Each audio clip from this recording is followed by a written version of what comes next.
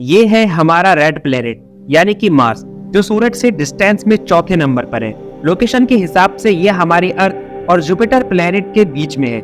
इस फोटो में देखने में लगता होगा कि मार्स हमारी अर्थ के बहुत पास है, लेकिन हकीकत में इन दोनों प्लैनेट्स के बीच की दूरी लगभग 35 करोड़ किलोमीटर है। मार्स के सरफेस पर हमारी अर्थ की तरह बहुत सारी उबड़-खाबड़ जमीन और पहाड़ियां हैं। यही नहीं, इस ग्रह पर बड़े ऊंचे ऊंचे पहाड़ भी मौजूद हैं।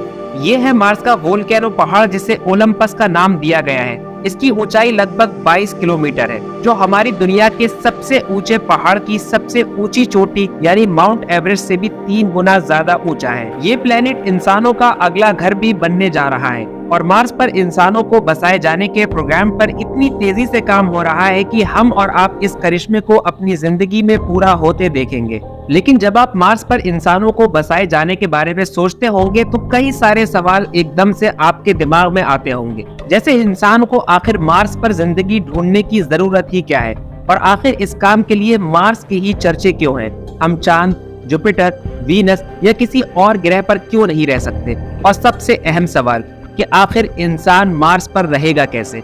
हमारा घर यानी अर्थ से 35 करोड़ किलोमीटर दूर जाकर जब इंसानों का पहला काफिला मार्स पर पहुंचेगा तो वो वहां जिंदगी कैसे शुरू करेंगे? इस वीडियो के आखिर तक आपको इन सारे सवालों के जवाब मिल जाएंगे, क्योंकि आप देख रहे हैं इनलाइटन लड़का। तो चलिए मार्स के इस सफर की शुरुआत करते हैं। 5, 4, 3, 2, 1, 0, lift off.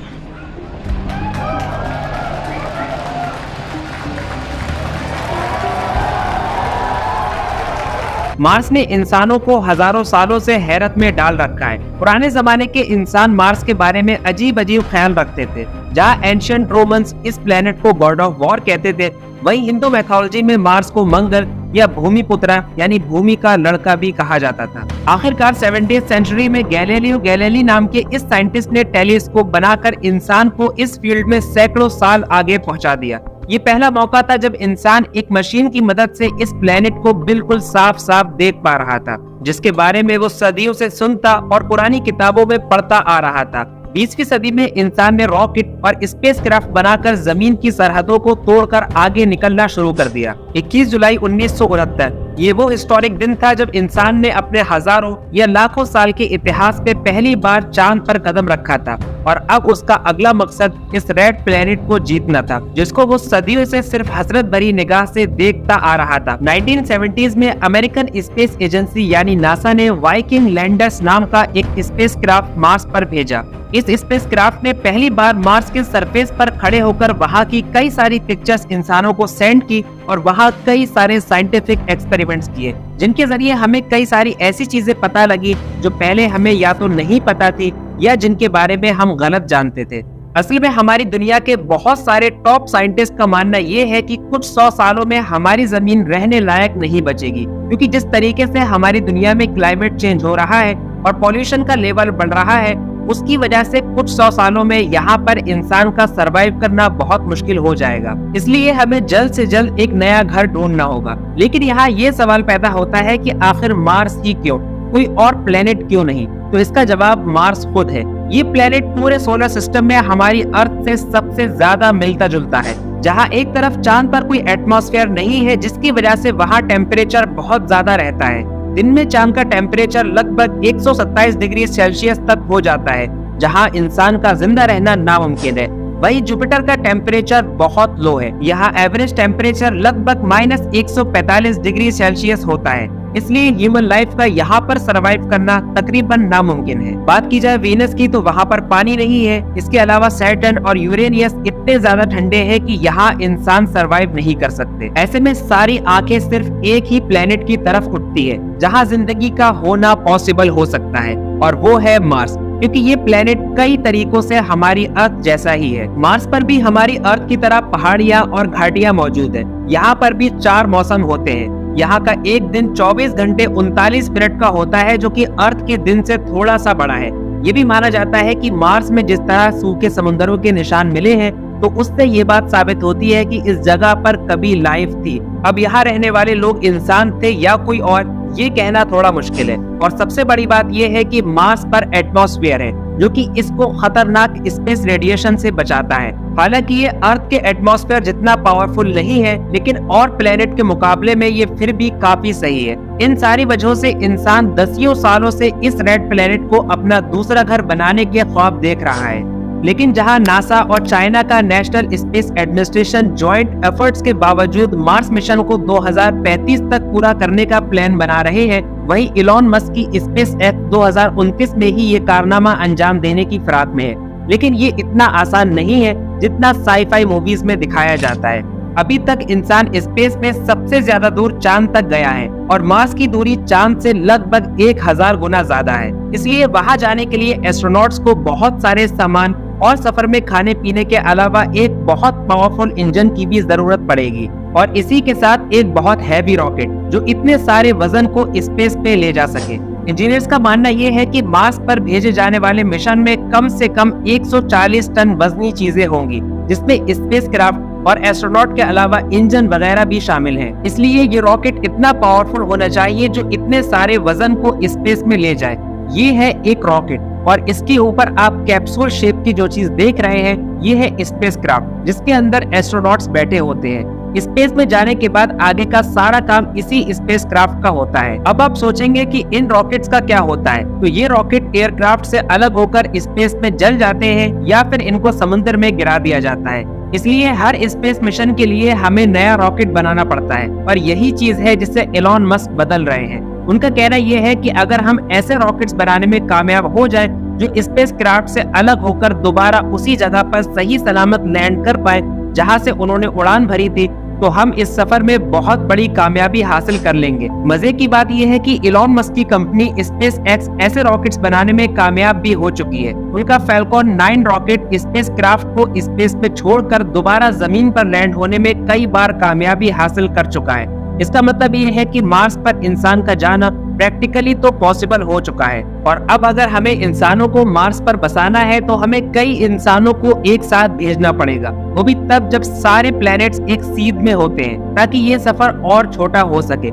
इसीलिए स्पेस एक्स जल्द से ज्यादा रियूजेबल रॉकेट्स बना रहा है। जहां नासा मार्स की एक चक्कर का खर्च $230 बिलियन बता रहा है, वहीं इलॉन मस्क इस खर्च को $5 लाख से भी कम करने की कोशिश में लगे हैं। अब अगर इंसान मार्स पर भेजे जाने लायक स्पेसक्राफ्ट बना भी ले और उन्हें मार्स के इस सफर पर रवाना भी कर दे, तब भी कामयाबी इतनी जल्दी हाथ नहीं लगेगी, क्योंकि इन एस्ट्रोनॉट्स को स्पेस में कई सारी खतरनाक रेडिएशन का हमला झेलना पड़ेगा, जिससे ये सलामत रह पाएंगे या नहीं ये कहा नहीं जा सकता। दूसरी बात यह है कि इन एस्ट्रोनॉट्स को मिनिमम 6 महीने इस सफर में लगेंगे, और इतने दिनों तक इन्हें एक छोटे से कमरे में रहना होगा जो कि चारों तरफ से मशीनों से भरा होगा, और इस 6 महीने के सफर के दौरान ये एक सेकंड के लिए भी अकेले नहीं होंगे। अब मान लेते हैं कि एस्ट्रोनॉट्स ने इन सारी मुश्किलों को झेल कर मार्स तक पहुंचने में कामयाबी भी हासिल कर ली, तो अब वहां सेफ लैंडिंग करना एक और बड़ा चैलेंज होगा। मार्स के एटमॉस्फेयर में एंटर होने के बाद ये स्पेसक्राफ्ट लगभग 6 किलोमीटर पर सेकंड की रफ्तार से मार्स के सरफेस की तरफ बढ़ रहा होगा,